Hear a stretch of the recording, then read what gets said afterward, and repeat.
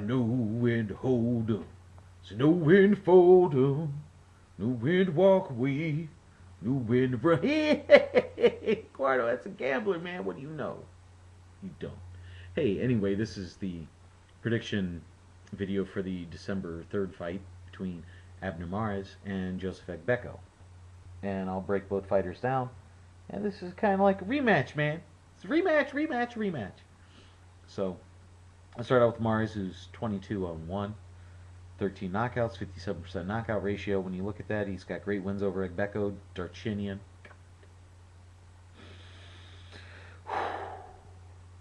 And then the draw with Yanni Perez.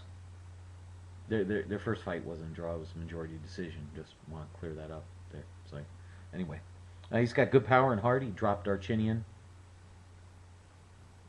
I think it was a shite knockdown, whatever. Dropped Agbeko to win the majority decision.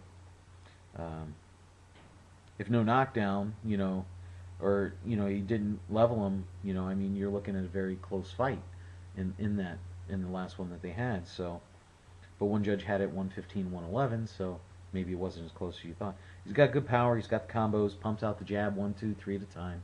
When you watch him, he works the body, fires that straight right hand out. You like to see. He's got active footwork. He's fast. He's got okay head movement, not the greatest. When you're watching him in there, he's more straight up, and he's kind of got the half guard going on.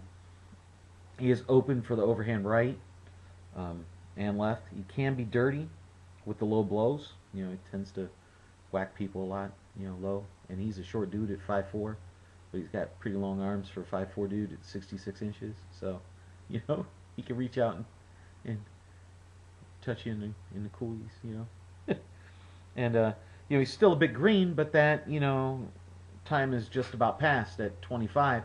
And especially at the lighter weights, when you start talking 25, that's, you only got about 3 or 4 years left, because younger guy, the lighter guys tend to burn out faster because you have to rely on your speed so much more. Going over to Joseph Agbeko, who's 28-3, 22 knockouts, 71% knockout ratio, so obviously he has more power. When you start looking at, he avenged his loss to Perez. Also, got the UD over Darchinian. Majority decision over Gonzalez. He lost a close majority decision to Sidorenko.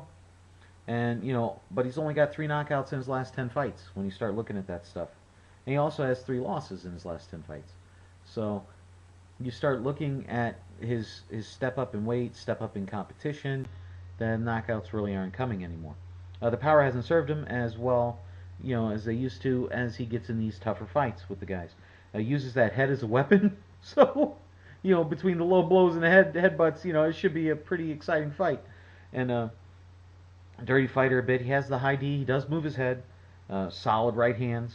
He is open for the uppercuts, so I think that plays into Mares' game plan there, because he bends over a lot, too much at the waist. Tons of power shots and not a lot of setting stuff up. Not a lot of the jabs and stuff. He does lunge in, and usually it's leading with his head. And there he's willing to war and use his combos. Works the body and lead rights. He's got an okay chin, but if he gets caught, man, you know what I'm saying? If he gets caught clean, he's going to go down. And occasionally he counters. So looking at this, I had a majority decision last time. It was for the wrong dude. Obviously, I had Agbeko winning that. And I'm going to switch it over, and now I'm going with a unanimous decision in Mares' corner. I think he's figured him out. He's the younger fighter. He's still improving. He hasn't reached his peak yet. He's almost there, and this should serve him well. So I'm going with the unanimous decision for Abner Mares.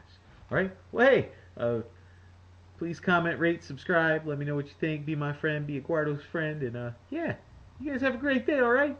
Bigragu. Now.